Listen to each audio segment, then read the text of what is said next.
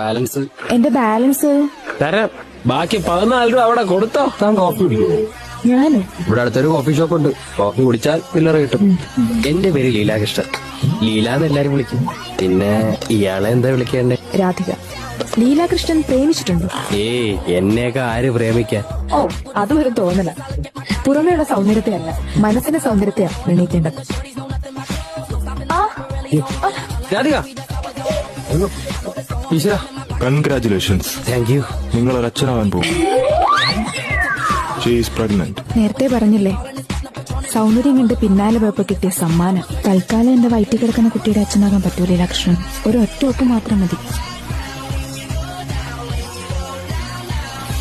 Thanks.